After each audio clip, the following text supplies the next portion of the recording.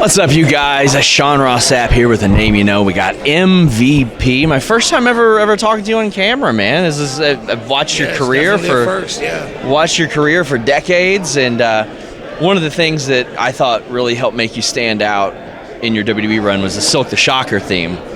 I'm always fascinated to hear how that comes about, because some people have connections to the artists themselves. Some people, like we would hear about Victoria, she just got lucky with hers sometimes. How did that come about? Like, did you have a say in that or anything?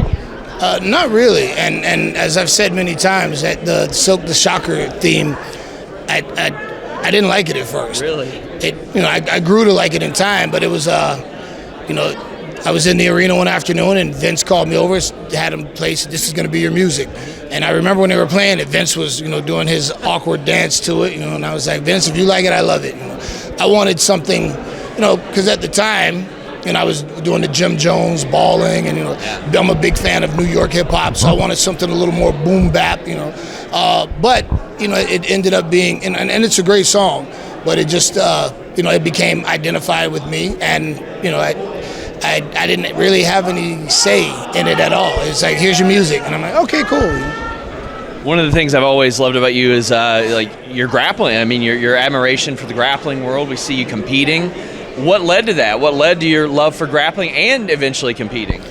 I've always been a fan of grappling and wrestling. I wrestled briefly amateur in junior high school before I started getting in trouble. And as a fan of professional wrestling, Norman Smiley was one of my early mentors, also a state wrestling champion and a legitimate grappler.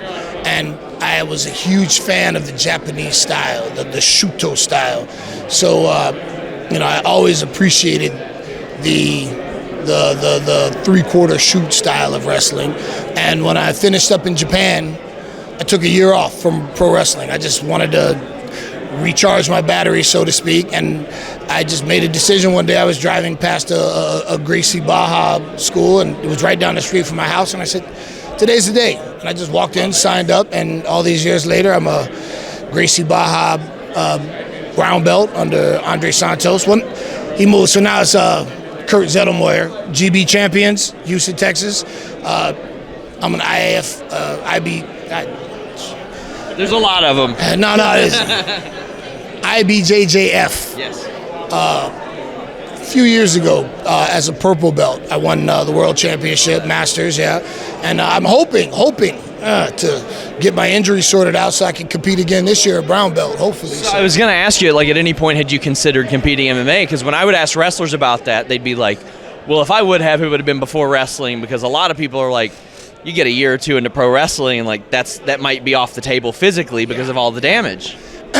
So interesting. I had when Dave Bautista had his fight, the guy who ran his fight camp, Josh Rafferty, good.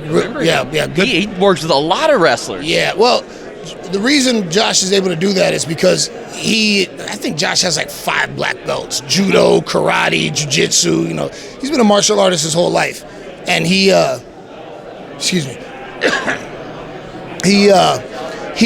is beat up. He's got some serious neck issues. So something that he figured out was how to work with professional wrestlers who are banged up. So as a trainer, he puts together the best training regimen for guys who are, banged up, and he's gotten really good at that. And he and I became really good friends, and he was encouraging me to take a fight. And he's like, "Come on, man, just one fight. And I was like, man, I'm getting a little too old to be elbowed in the face, But Kimbo Slice was a good friend of mine. Oh, yeah. We came up together on South Beach. We used to work together. And when he started enjoying his success and I was enjoying mine, we check in on each other. And I remember one time at American Airlines in Miami, I brought him backstage and his boys and got to meet The Undertaker. And it was a real cool thing. We were always real proud of each other. And one day when he was fighting in Houston, I was in the back and we were talking. And he said, "Man, I know you've been, doing a lot of jiu-jitsu and whatnot. Have you thought about, taking a fight?" And I was like, I've contemplated it, but, and we were joking around, but the joking kind of became, he goes, "Man, we should fight." Oh, wow. And I said, "You think so, man?" He's like, "Well, if you train, I'm sure," because at the time I wasn't contractually obligated anywhere. And he's like, "And I'm sure we could get a fight at Bellator." Yeah. And we were laughing because we said, for sure, the fight would be promoted not as two guys that hate each other. Yeah. We were real cool. We were friends, but we knew for an absolute certainty that either he was going to knock me out or I would tap him out. Yeah. That fight could only end in one way. It wouldn't be a decision at all. I'd be unconscious or he would tap. But unfortunately, he succumbed to an untimely death due to heart issues. So we'll never know, and that's something that I'm glad I never had to find out, actually. But if they would have put enough money on the table, I would have. All things considered, one of the greatest draws in fighting history. Yes, I mean, he got people to tune in. He was larger than life. He was larger than life, and he was a really good person too. Man. His son's wonderful too. I've interviewed him numerous times. I love Baby Slice. He's great. As we wrap up, I love hearing about this crossover stuff. Did you ever do any grappling with Lashley? A little bit, yeah, a little bit. Lashley just moved to Texas, so he's only a few hours away. Yeah, he left Colorado. He's just near Dallas now, and I've been talking about trying to compete again this year. So I want to. Excuse me. I've wrestled with Shelton quite a bit. Shelton's ridiculous. So I was saying, in my pursuit of getting back on the mats, coming off some injuries that I've had, that I wanted to utilize having Bobby and Shelton to help improve my wrestling, to complement my jiu-jitsu grappling, and hopefully take another crack at a gold medal. I love it. Well, wish you best of luck. Of course, you can see him. I can't even say every Monday on Raw anymore. It's all over the place. You're all over the place now. MVP, want to thank you so much for taking the time. Till next time, we're out. NordVPN.com/Fightful makes my browsing experience better. Way better than yours if you don't use it. Why? Because I can block online trackers. I can block annoying pop-up ads and malware. I can browse safely, securely, wherever I am, even if I'm right here on all my devices.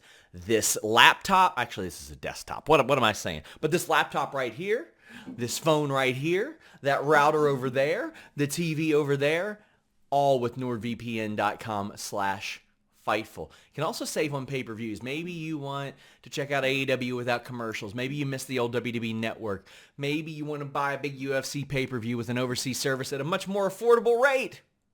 NordVPN.com/Fightful not only has you covered, but when you get one of their plans, you're effectively going to save yourself money. And I'm going to save you some more.